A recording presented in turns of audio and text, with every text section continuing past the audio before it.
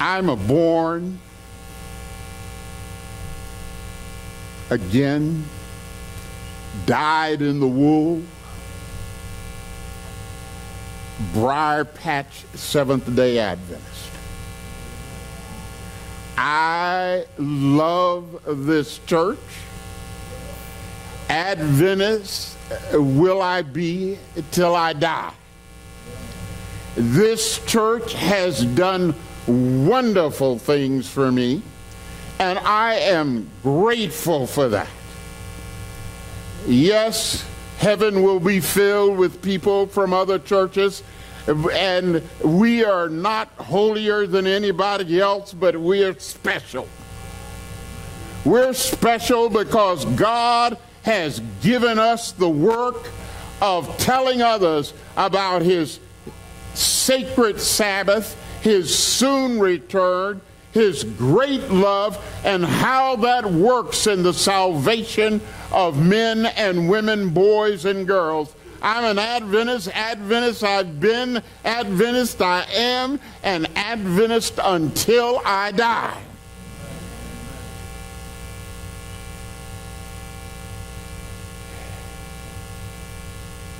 As I sit here and look back over more years than I'm willing to count publicly, there have been some changes in the Adventist church. And some of them have been spectacular. I am glad that communion is a bit shorter.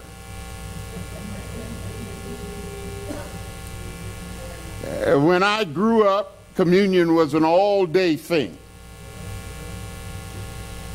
The pastor preached a full-blown sermon. He didn't know what sermonette meant. He thought that was a foreign language. And then we had communion. And it wasn't a small church with 300 or 400 members even in that day. And then we had something that most of you have never experienced. We had roll call. You formed a circle around the sanctuary. The church clerk came up and stood by the pastor and read the membership list.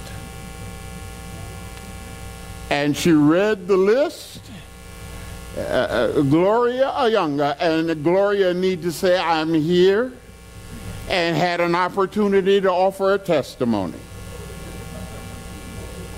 And if Gloria was not there, somebody said, I'll speak for Gloria, and I'll find her. And in the next week, they had made a commitment that they would find out why Gloria wasn't at communion. So whether you went or not, you got to participate. And so some Sabbaths, we were 3:30 or 4 getting out of communion seriously. I like to reminisce about that,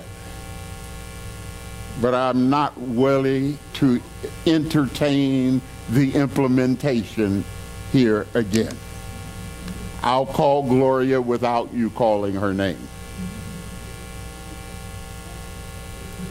But there are other changes that I have not welcomed so readily. Our church isn't the same that it always has been. And like I said, in some places that's good, but there are places where I've got serious concerns. And I have a feeling that is expressed in the song that Andre Crouch wrote back in the 80s, where he said, take me back, dear Lord, to the place where I first received you. Take me back, dear Lord, where I first believed. I feel that I'm so far from you, Lord, but still I hear you calling me. Those simple things that I once knew, The memories are drawing me. I must confess, Lord, I've been blessed, but yet my soul's not satisfied. Renew my faith, restore my joy, and dry my weeping eyes. I tried so hard to make it all alone. I need your help just to make it home. My friends, the Seventh-day Adventist Church is the church that it should be because it's in its name. We need to understand as we look around that Jesus is coming back soon. How many believe Jesus is coming back soon? Do you believe that? I believe it. You ask me, why do I believe it? Because Jesus told me. He said, let not your heart be troubled. You believe in God, believe also in me. In my Father's house is many mansions. If it were not so, I'd have told you so. I go to prepare a place for you. There's a place in heaven waiting for you. And if I go, I will come again. He's not sending a deputy. Gabriel's not coming to get me. Jesus is coming to get me. Gabriel may come along, but it's Jesus that's coming to me. I will come again, that where I am, there you will be also. Jesus told me, the angels knew he was coming back. He told the disciples, this same Jesus. Paul had to assure the early believers, the Lord himself shall descend. The Lord himself shall descend. Not only is he coming back soon, but he's coming soon. In Hebrews we read, for yet a little while, and he who is coming will come and will not tarry. There in Revelation, Jesus spoke to John and said, behold, I come quickly. Behold, I'm coming quickly. Hold fast that which you have. And it is my concern today that some of the things that the Adventist Church has had is being released and slipping away. And that's what I want to talk to you about. You see, Jesus is coming back soon. How many would like to see him come back in 5 years? Interesting. How many like to see him come back in 4 years? How about 3? How about 2? How about 1? It was interesting last Sabbath afternoon. Yeah, I see that. Last Sabbath afternoon, I was sitting out here in the vestibule, and 2 young ladies came up to me, and they said, Pastor, we want to talk to you about marriage in heaven. I said, well, I'm not sure what you want to know. I haven't been there, but I can only tell you a few things. And they said, well, the Bible says there'll be no marrying and getting married in heaven. I said, yeah, that's right. They said, well, but what about those who are married here? It says, what is that going to happen? I said, what is all this marriage business about heaven? Well, the 2 young ladies said, well, we're wondering, should we get married now? And I had the opportunity to tell them that's not the right reason to get married. But I also had the opportunity to share with them that I don't know what it's like, but I do know this. God says that we will know each other as we are. And I know Miss Daisy as my wife. So I'm assuming that I'll know her that way. Now, I don't know how that'll work. I just assume. But guess what? Whatever God's got, I want to be there. And God is coming. We don't know the day or the hour, but he's coming back. Some people want to postpone it. Those young ladies thinking, well, maybe God ought to hold off long enough so I can get married. But I want Jesus to come just as soon as he can. We may not know the day or the hour, but we're told that we can know when it's getting near. And we have a plethora of signs listed in Matthew chapter 24, and we are to be about the task of preparing. When I look at those signs, there are two categories that always catch my attention. One of them, stated in Matthew 24:14, says, "This gospel of the kingdom shall be preached in all the world for a witness, and then shall the end come." In 2015, we had an evangelistic crusade. 2,300 people were baptized. I said, hey, the gospel's going somewhere. And people were holding their chest out and saying, praise the Lord, and that.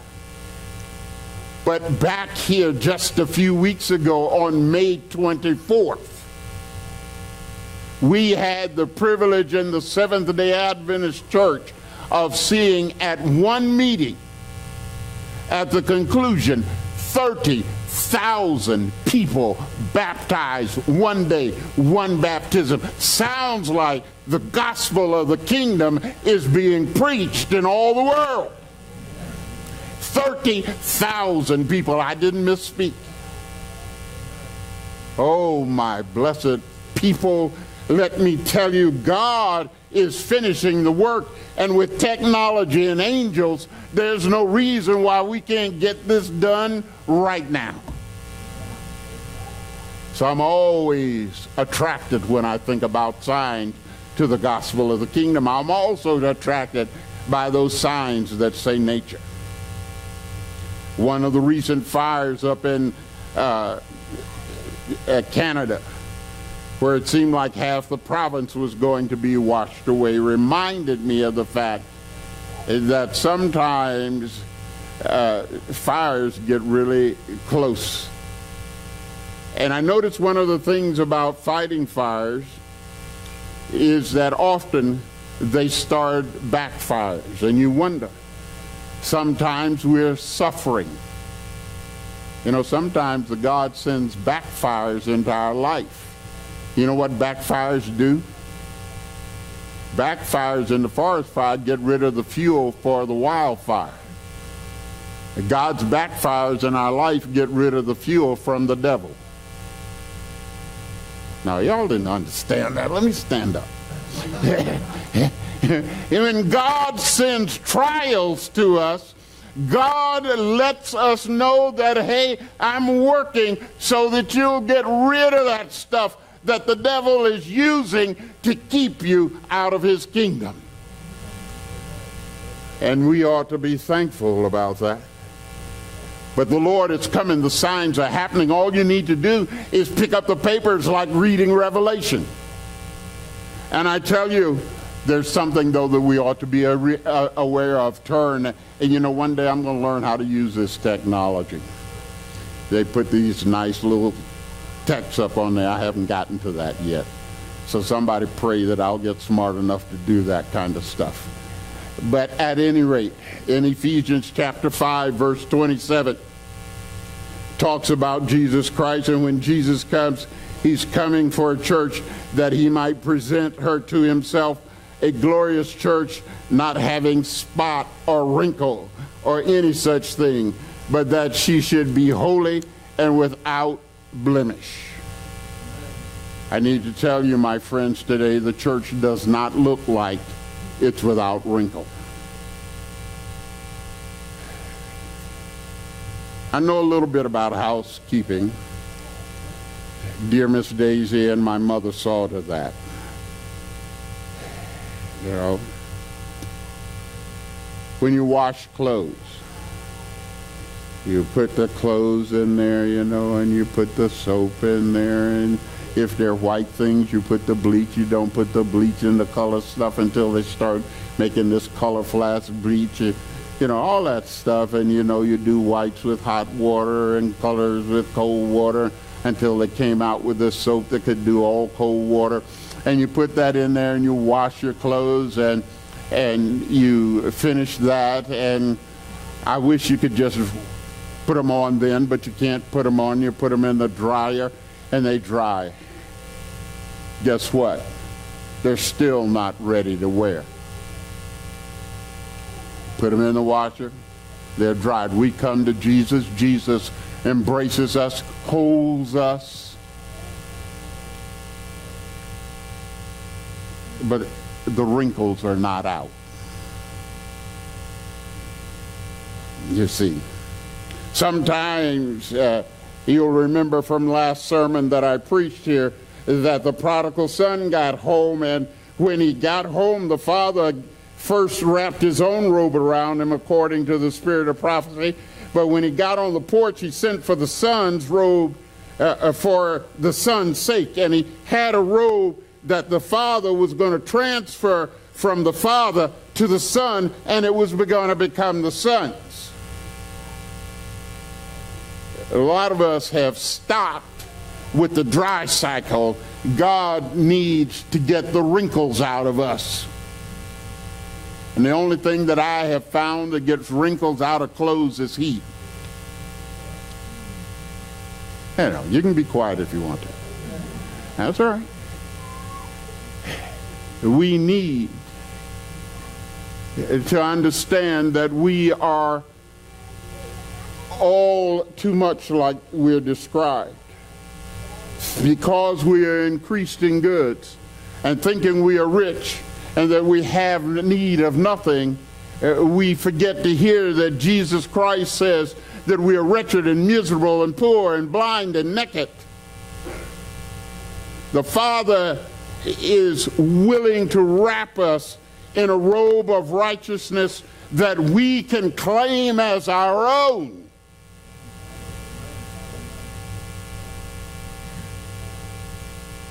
But we're reluctant.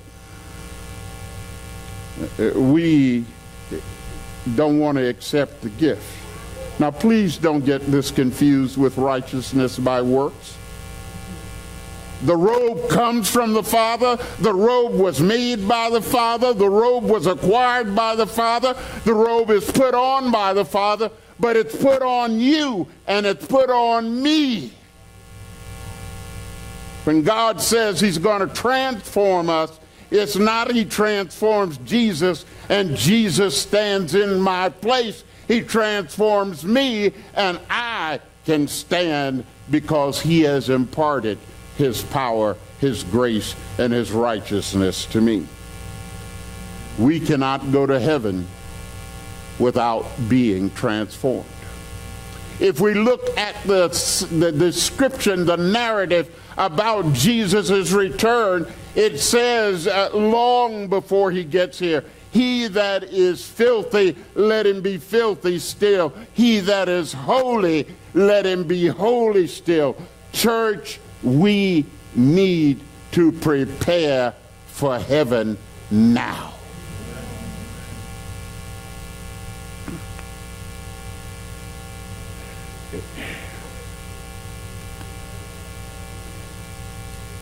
See, there used to be a time in the church when I didn't have to worry about watching filthiness because it was all in the movie house. And I knew if I went, I'd get a beating. But now I don't have to go to the movie house. I don't even have to get out of my lounge chair. I can just pick it up and flip on the channel, and some of us are flipping.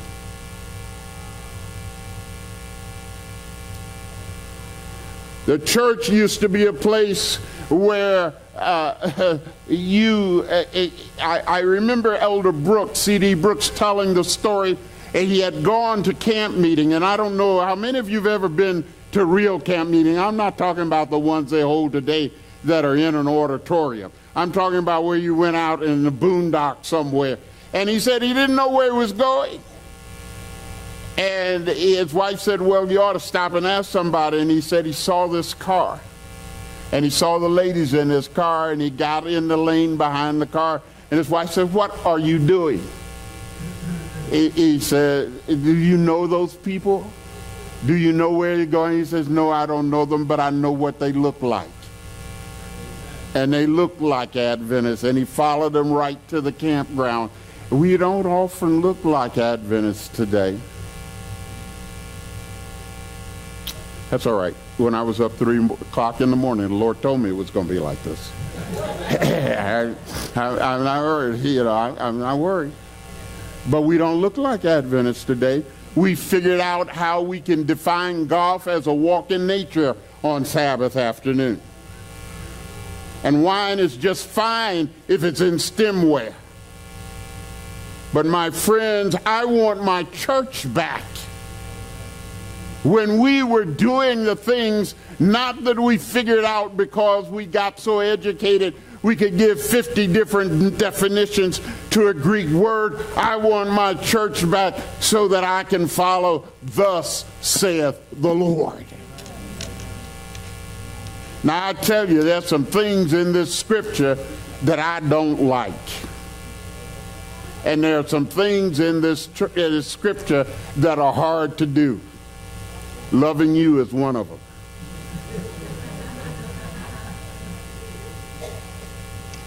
But God told me, if I don't love you, he can't love me. So you know what? I'm like the hound of heaven, learning how to love you. When the church, after Pentecost, was looking for Christ to return in their time, they had 3 things that I think we at Mosaic have to gather today. The first thing, and you can find this afternoon, and you got a long afternoon. If you read Acts chapter 2 through 6, you'll find everything that we're talking about. In Acts chapter 2, verses 44 through 46, we read, "Now all who believed were together and had all things in common, and sold their possessions and goods, and divided them among all as anyone had need. So continued daily in one accord in the temple, and breaking bread from house to house, they ate their food with gladness and simplicity of heart." The first thing that the church that came out of Pentecost had was fraternity. Fraternity is different than friendship. They stuck together.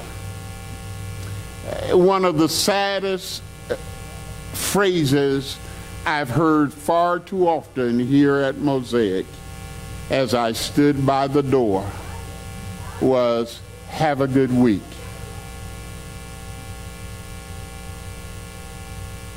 Brother, I need you between now and next Sabbath. And there are others that need you not next week, they need you now. What do you mean, have a good week? We need, imagine what Mosaic would be if each one of us simply decided, I'm going to call one other member this week and say, "Hey, what's up? How you doing? Is everything okay? I'm doing okay, or I'm struggling." If we just did that, we are a loving church. We are a friendly church, but there's room for improvement. We've got people here who have almost never stayed for potluck.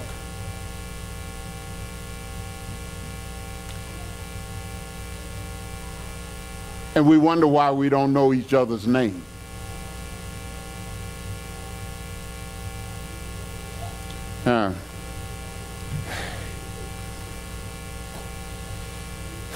Let me press on. You didn't like that part.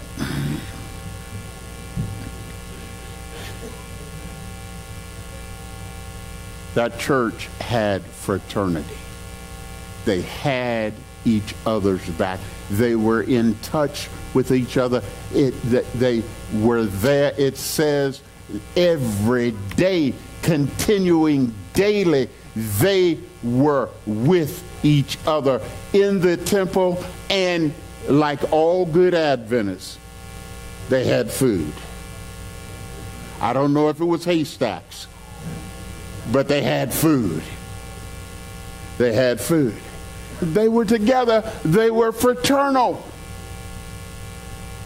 We've got kids that have just come home from college. Have we welcomed them home?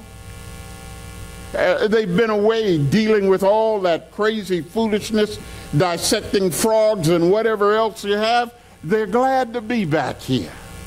I remember as a young person, I want my church back. We young people would go over to the old folks' house on Sabbath afternoon after we had eaten at home, and those old folk would tell us stories about how they got over and how